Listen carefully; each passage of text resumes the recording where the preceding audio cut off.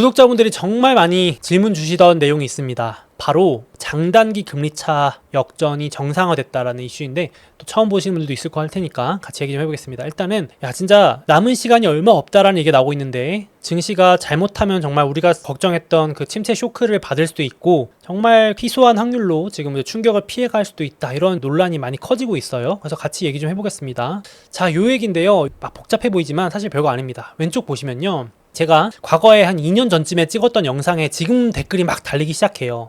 소홍님, 이거 이제 어떻게 됐나요? 2년 지났는데 이제 말씀해주세요 라고 하시는 댓글이 엄청 많이 달리는데, 이게 뭐냐면 이제 침체를 맞추는 적중률이 상당히 높았던 신호 중에 하나였습니다. 이름이 되게 어려워 보이는데, 장단기 금리차가 역전됐던 게 정상화되면서 곧 있으면 침체에 진입한다, 이건데 어떤 상황인지 보여드릴게요. 여기 보시면 미국의 장기금리 파란색 그래프 10년 금리와 단기금리 2년 금리가 이렇게 있는데, 경기 침체나 빠른 금리 인하를 반영하면서 지금 두 그래프 모두 내려가고 있죠.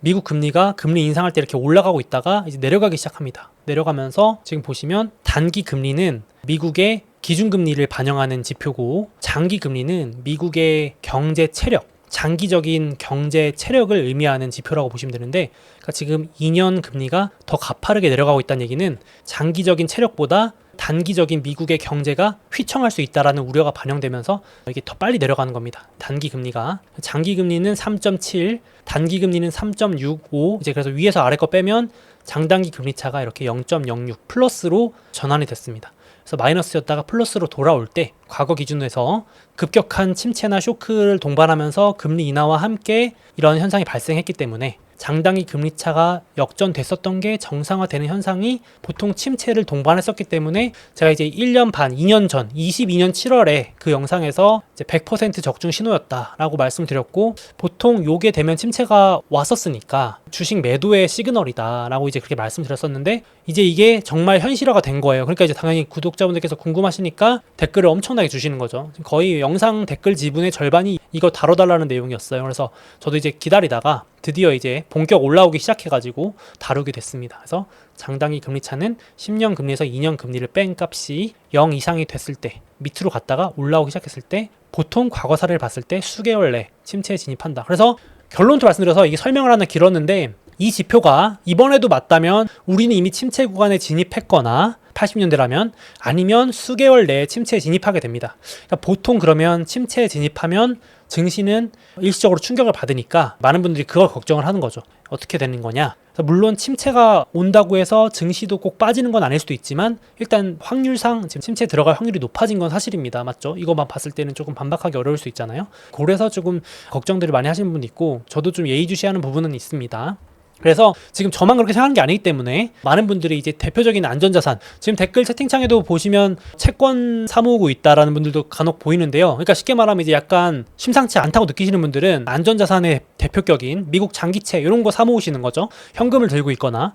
사실 한국에 계신 분들은 달러만 사모아도 사실 안전자산 취급을 받는다고 볼 수 있는데, 환율이 올라가기 때문에. 근데 이제 더 확실한 것 중에 하나가 이제 장기 채권이죠. TLT ETF. 여기 보시면은 이게 TLT ETF 올해 흐름인데, 한 6월 하반기 들어서 오르기 시작하는 거 보이시죠? 7월, 8월 이제 오르기 시작합니다. 금리 인하와 경기 부진을 동반 반영해서 오르기 시작해서 고점을 돌파하고 있고, 여기 장기 차트로 보셔도 지금 본격적으로 금리 인상하면서 이제 채권은 반대로 움직이기 때문에 내려가거든요. TLT의 암흑기였죠. 고점 대비 반토막이 나는 유례없는 일은 일어납니다. 그러다가 확실히 올라오고 있습니다. 야금야금. 채권 최근에 사신 분들은 수익 구간인 분들이 많을 것 같아요. 왜냐하면 지금 7월 이후 수익률이 S&P 500도 넘길 정도입니다. 그러니까 하반기 들어서 채권 사신 분들은 지금 주식보다도, 웬만한 주식보다 수익률이 좋을 수밖에 없는 게, 주식이 다 수익률이 별로 안 좋거든요. 그래서 여기도 7월 이후 수익률, 두 달 수익률이 채권이 10%를 무려 넘어서기 시작했고요. S&P 500은 7월 이후 수익률이 마이너스 2%로 마이너스 전환했습니다. 그래서 지금 이런 식으로 조금 안전자산 선호 현상이 많이 심해지고 있어서 좀 지켜보자라는 분들이 좀 늘어나기 시작한 겁니다. 혹시 모른다, 약간 이런 것도 있었는데, 저도 채권만 봤을 때는 좀 긴가민가 했는데, 약간 이제 엔화까지, 이 일본 엔화까지 올라가기 시작하면 별로 좋지는 않은 징조거든요. 제가 겁을 들이거나 공포를 들이고자 하는 말은 아닌데, 저도 이제 지표를 놓고 딱 보는 게, 채권하고 엔화가 동시에 올라가기 시작하는 거는 과거 사례를 다 찾아보셔도 별로 좋은 징조는 아닙니다. 그러니까 채권만 올라갈 때도 있고 뭐 엔화가 올라갈 때도 있는데 둘이 동시에 올라간다. 이거는 상당히 시장이 걱정을 안 좋은 쪽으로 많이 한다라고도 보통 해석이 됩니다. 통계적으로도 그렇고. 그래서 지금 엔화도 올해 고점 돌파하는 거 보이시죠? 그리고 엔화도 장기 차트 보시면 달러 대비이긴 하지만 하락 추세를 멈추고 이제 조금 올라오려는 조짐이 보이고 있습니다. 그래서 여러분 여기 자세히 보시면 이 엔화의 흐름과 채권의 흐름이 거의 똑같습니다. 제가 아마 이 그래프 이름 떼고 보여드리면 어떤 게 엔화고 어떤 게 채권인지 모르실 정도로 그래프가 거의 지금 같이 움직입니다. 그 얘기는 이제 안전자산으로서 지금 일본 엔화와 채권이 작용을 하고 있다라고도 해석이 가능한 거죠. 그래서 지금 엔화 강세가 사실 증시에 좋은 건 아니다 이렇게. 그래서 요것 때문에 이제 지금 일본 엔캐리 트레이드 청산 우려 그런 거 들어보셨을 텐데 8월 블랙 먼데이 쇼크를 불러일으킨 주 원인이기도 하고 이제 이게 아직 해소가 안 됐다 이런 얘기도 나오는 겁니다. 그래서 과거에도 꼭 그런 건 아니지만 이렇게 엔화가 많이 급등했을 때, 지금 엔화가 2달 동안 10% 넘게 급등을 했거든요. 그렇게 급등했을 때가 98년도와 08년 이럴 때가 있었고, 지금이 역사적으로 거의 세 번째 정도밖에 안 될 정도로 희귀한 경우인데, 그때는 보통 증시가 쇼크를 받았다. 그래서 이제 이건 약간 비관론자의 자료인데 증시 이번에 조정 많이 받을 거다, 좀 세게 받을 거다라는 그런 자료이기도 합니다. 항상 그런 건 아니지만은 이제 제가 말씀드리고 싶은 거는 엔화 급등과 채권 강세는 조금은 리스크 관리가 필요한 지표이긴 하다. 그거는 팩트라고 말씀드리고 싶어요. 그래서 이 그래프도 같은 겁니다. 지금 미국 장기 국채와 일본 엔화가 거의 똑같이 움직이면서 올해 고점을 돌파하기 시작했다. 그래서 조금 안전자산으로 돈이 많이 옮겨가는 추세다, 이렇게 보시면 되겠습니다. 그래서 제가 이전 영상에서도 말씀드렸지만 지금 시장에서는 약간 조금 늦은 것 같다라는 얘기도 이제 하는 거죠. 연준이 시간을 결국 끌다가 결국은 늦었다. 그래서 대선 이후에 패닉컷으로 11월, 12월 연속 말 그대로 패닉셀처럼 연준이 막 긴급하게 금리를 쭉쭉쭉 내릴 거다라는 게 이제 반영이 되고 있다라고 보시면 되겠습니다. 그래서 9월 FOMC도 그렇고 금리를 내리면서 달러가 내려가면 반대로 일본은 금리를 9월 20일부터 올릴 수도 있기 때문에 엔화 강세, 안 그래도 지금 엔화 강세 때문에 증시가 겁을 먹고 있는데 더 엔화를 올려주는 요인이 되기 때문에 엔캐리 청산 뭐 이러면서 이제 일본발 유동성 감소 이런 요인들로 인한 증시 매도세가 나올 수 있다는 게 계속 나오는 거죠. 8월부터 계속 나왔던 얘기입니다. 이건 사실은. 근데 올해 내내 이럴 것 같아요. 이 금리 인하를 하는 사이클에 접어들면서 지금 미국과 일본이 반대로 움직이니까 계속 이 얘기 매크로적으로 우리에게 혼란을 주고 머리 아프게 겁주는 얘기는 당분간 올해는 계속 이렇게 될 것 같습니다. 지금 이제 그래서 저렇게 침체나 경기가 안 좋다는 시그널 많이 나오고 있는데 지금 시간이 없거든요. 여기도 리포트 보시면 지금 미국 제조업이 회복할 때까지 미국의 서비스업이 버텨줘야 되는데, 근데 지금 시간이 많이 없다. 지금 미국이 금리 인하를 빨리 안 하고 있기 때문에 9월 달부터도 천천히 할 가능성이 높기 때문에 늦었다라고 얘기하는 이유가 이런 겁니다. 과거 통계를 봤을 때 제조업과 서비스업이 동시에 내려가면서 침체가 왔었는데, 만약에 제조업이 무너져도, 지금처럼 제조업이 무너져도 서비스업이 버텨준다면 침체를 피해갔다는 자료입니다. 그러니까 지금은 제조업은 무너져 있고, 여기 아래 자료 서비스업은 지금 아슬아슬하게 걸쳐 있는데, 이거 이제 좀 있으면 이제 밑으로 내려오기 시작한다. 그러면 이제 제조업 박살, 서비스업 박살은 100% 침체이기 때문에 버텨야 되는데, 이러려면 금리 인하를 빨리 하던지 돈을 풀어줘야 되는데 지금 안 하고 있잖아요, 연준이. 그래서 쉽지 않다라는 이제 이런 걱정이 가득한 자료입니다. 그래서 지금 9월 달에 금리 인하를 내려도 본격적으로 돈 풀려서 제조업에 영향을 미치는 거는 최소 4개월에서 6개월이 걸린대요. 그러니까 오늘 돈 푼다고 갑자기 내일부터 막 경기가 와 하고 좋아지는 게 아니잖아요.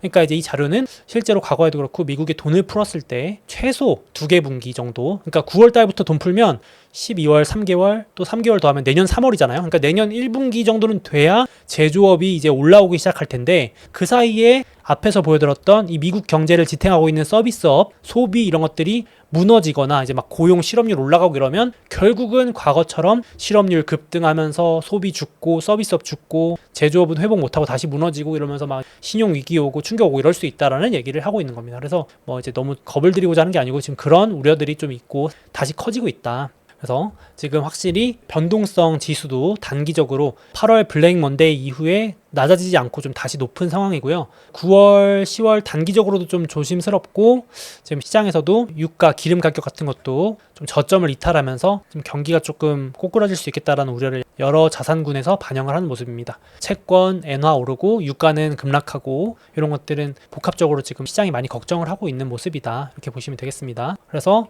지금 이제 결국은 그러면 침체가 오는 가장 큰 신호는 뭔가 하셨을 때 뭔가 신용 위기가 터지거든요. 리먼 브라더스가 됐든 아니면은 과거에 뭐 어떤 기업이 생각도 못했던 기업이 파산한다거나, 한국도 이제 웬만한 조그만 기업이 파산한다고 큰일 나는 게 아니고 진짜 생각도 못했던 큰 기업이 무너지면서 연쇄 도산 막 이래야 이제 신용 위기 하면서 막 언론에서 집중적으로 다루잖아요. 그래서 지금 이제 그걸 봐야 되는데 그걸 보여주는 지표가 요겁니다. 요거 약간 어려운 지표일 수 있는데 그냥 검색하시면 나와요. 신용 위험도를 나타내는 지표 하이 일드 스프레드라는 게 있는데, 요게 이제 높아지면 높아질수록 시장이 재빠르게 신용 위기가 커진다는 걸 반영하는 건데, 확실히 최근 2년 동안은 평화의 시기였다가 이게 점점 내려간다는 거는 부도 위험도 낮아지고 경제가 위험할 걸 반영하고 있지 않다가 올해 하반기 들어서부터 방향을 꺾기 시작했습니다. 그러니까 이제 드디어 신용 위험이 높아질 수 있다라는 경계감을 조금 올리고 있다. 그래서 이제 끼워 맞추는 걸 수 있지만, 그래서 이제 버핏도 그렇게까지 지금 보수적으로 뭐 애플도 팔고 뱅크 오브 아메리카 맨날 팔고 지금 가지고 있던 주식들 좀 팔고 채권 사가지고 연준보다 채권 더 많이 들고 있다라는 기사가 한 2달 전쯤에 나왔었죠. 현금 들고 버티고 있는 건지 그건 모르겠습니다. 이건 결과론적으로 나중에 봐야 알겠지만은 버핏은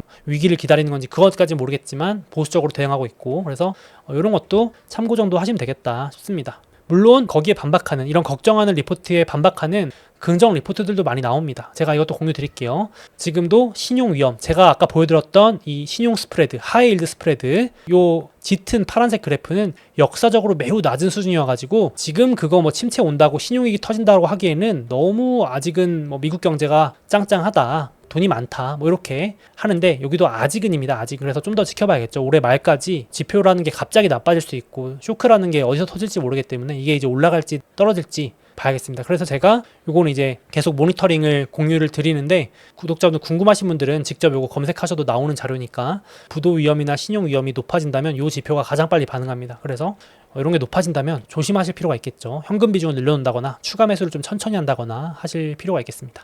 그래서 지금 한국이나 이런 나라들은 좀 예외일 수 있지만, 미국은 지금 주식이랑 부동산도 많이 올랐고, 그래서 순자산도 많이 늘었고, 소득도 그래도 많이 올라가지고 지금 고금리여도 잘 버틴다 이런 얘기 많잖아요. 그래서 이 리포트에서도 이번에 침체 피해갈 수 있지 않을까라는 긍정적인 리포트들도 있는데, 좀 더 저도 지켜봐야겠는 할 것 같습니다. 그러니까 이제 여러 경고 지표들은 나오고 있는데, 지금 9월 금리나 시작해서 잘 피해갈 수 있을지 그거 저도 이제 좀 지금 세모이긴 합니다. 저도 이제 그래서 매주 한번 같이 보면서 공부하면서 구독자분들도 의견 주시고 모니터링 하면서 대응하면 될 것 같습니다. 이 매크로 예측이나 이런 건 참 어려우니까, 그래서 리스크 관리는 해야겠죠. 그래서 이제 긍정적인 리포트들은 나옵니다. 신한투자증권에서도 침체만 피해간다면 정말 좋을 텐데 라고 하는데, 반대로 말하면 침체가 오면 뭐 이 시나리오는 다 무너진다는 얘기입니다. 그러니까 실업률 상승 없이 이대로 물가만 잡혀주면은 너무너무 좋다, 최상의 강세장이다 이러는데, 당연히 그렇죠. 우리도 이건 뭐 알고 있죠. 실업률이 더 이상 올라주지 않으면서, 고용이 무너지지 않으면서 연준이 원하는 대로 물가가 잡히면은 뭐 진짜 완전 골디락스 장세, 최상의 장세겠죠. 그래서 그런 리포트도 있는데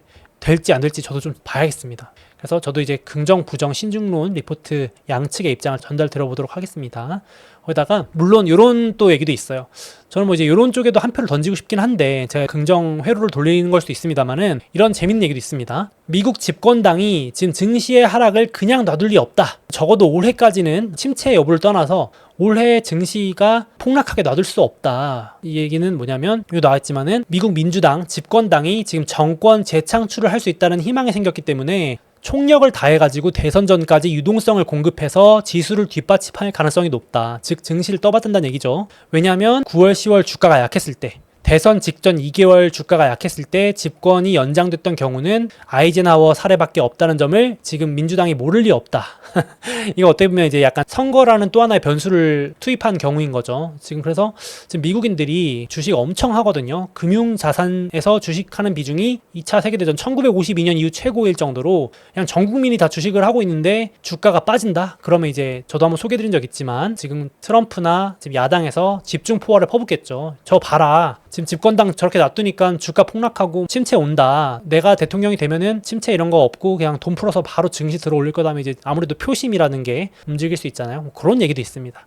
이것도 뭐 무시할 수는 없는 얘기인데, 만약에 이렇게 생각한다면 9월 18일 FOMC 전까지 주도주, 성장주 조정받았을 때 사라. 즉 나스닥, 반도체, 엔비디아 이런 거 사라는 얘기죠. 다시 정고점 돌파할 거다라고 상당히 긍정적인 얘기를 또 하고 있습니다. 그래서 이런 리포트도 한번 공유드려 볼게요. 그래서 제가 지난번에 한번 소개드린 적 있죠.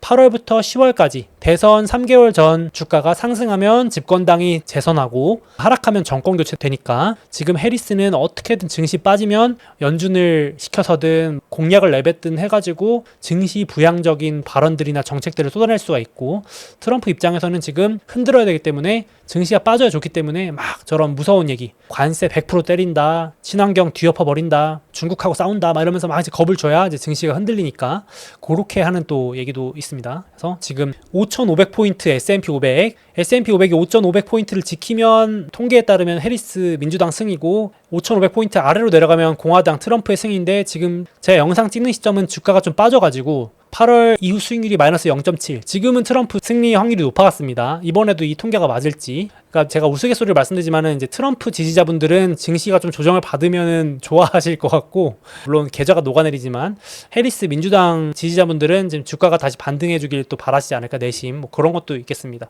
이거 우스갯소리로 보시면 될 것 같아요. 그래서 단기적으로는 9월은 조심해서 나쁠 건 없는 좀 안 좋은 달이긴 한데, 중장기적으로도 이제 올해 말까지 침체 이슈는 계속 우려를 줄 거기 때문에 당분간 모바일 하시면 채권하고 엔화, 그러니까 딱 뉴스보다도 그냥 미국 채권하고 엔화가 계속 올라간다 이러면 조금 내가 모르는 안 좋은 이슈들이 계속 나올 수 있구나라고 보수적으로 대응하시면 좋을 것 같고, 채권 엔화가 이렇게 뭐 크게 더 오르지 않는다거나 요동치지 않는다면은 좀 걱정을 놓으셔도 될 것 같고, 그래서 요게 올해 지금 하반기까지는 남은 기간 동안은 계속 금융시장에서 제일 주목할 자산이 아닌가, 명확하게 위기 지표나 리스크를 판단할 수 있는 신호가 아닌가 생각을 하고 있습니다. 개인적으로는 여러 가지 뭐 뉴스들도 볼 수 있지만 우리가 모든 뉴스를 다 챙겨볼 수 없기 때문에 보시면 되겠습니다. 그래서 오늘은 많은 분들이 궁금해했던 이제 장단기 금리 차라는 게 역전됐다가 정상화되면서 과거에는 이제 거의 예외 없이 침체가 수개월 내에 진입을 했기 때문에, 지금 그래가지고 이제 뭐 올 연말이나 내년 초에 침체 진입한다라고 주장하시는 분들도 좀 늘었어요. 그래서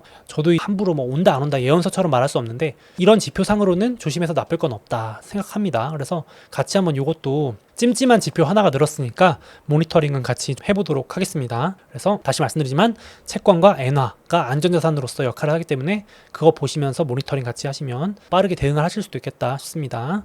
그래서 9월, 10월 조금 안 좋은 부분도 있고 침체 걱정도 있기 때문에 리스크 관리는 같이 하시면서 조금 더 장기 관점으로 보시면 좋을 것 같고, 저도 얻어맞고 있는 입장에서 이 또한 지나가리라 라고 생각하는 게 현실적이지 않을까. 우리가 뭐 돈이 무한해서 계속 살 수 있는 것도 아니기 때문에, 저도 뭐 계속 추가 매수할 수 있는 게 아니죠. 돈이 넘쳐나지 않기 때문에. 그래서 얻어맞으면서 버텨야 또 상승장도 즐길 수 있지 않을까 싶습니다. 같이 좀 힘내서 또 이 조정장이나 고변동 장세도 이겨냈으면 좋겠습니다. 그래서 오늘 정리를 간단하게 좀 해봤고요. 주간 캘린더 이슈들 넣어놨으니까 돌아오는 주 주요 이슈들, F행사, 대선 TV 토론, 물가, 지표들 9월 18일 FOMC 전까지는 계속 고변동이 이어질 수 있다. 하루하루 경제 지표에 민감할 거라고 봅니다. 그래서 그거 감안하시고 대응하시면 좋을 것 같습니다. 자, 다음으로 이제 드디어 미국의 금리 인하 사이클이 이제 본격 다가오고 있는데요. 제가 생각했을 때는 2022년 급격했던 금리 인상 이후에 가장 큰 금융시장의 변화가 아닐까 생각이 되는데요. 보통 이런 큰 변화가 있을 때마다 좋은 투자 기회가 찾아오곤 하는데요. 아마 구독자분들께서 가장 많이 궁금해하시는 부분은 이걸 것 같은데요. 그래서 이제 금리 인하 사이클에 다가오는데 어떤 주식에 어떻게 얼마만큼 투자하면 좋을까? 이런 고민들을 제가 올해 출시한 미국 주식 마스터 클래스에서 속 시원하게 해결하실 수 있을 것 같습니다. 금리 인하 사이클에서는 어떤 주식들이 특히 유리한지, 또 제 실제 투자 사례를 담아서 금리 인하할 때, 금리가 하락 사이클이 다가올 때 어떤 주식들을 어떤 비중으로 어떻게 확대하는지, 어떤 주식들을 반대로 축소하는지, 이런 것들을 또 담아놓고 구독자분들께서 앞으로 평생 활용하실 수 있도록, 스스로 판단하실 수 있도록 하는 노하우와 방법을 제 강의에 담아놨습니다. 그래서 특히 앞으로도 이런 감정이나 기분에 따라서 왔다 갔다 하는 투자가 아니라, 또 일회성에 그치는 투자법이 아니라 평생 계속해서 오래오래 미국 주식 투자하시면서 활용하실 수 있는 아주 실질적인 노하우들로만 제 강의에 담아놨으니까 관심 있으신 구독자분들은 제 영상 댓글 더보기에 링크 참고해 주시면 좋을 것 같습니다.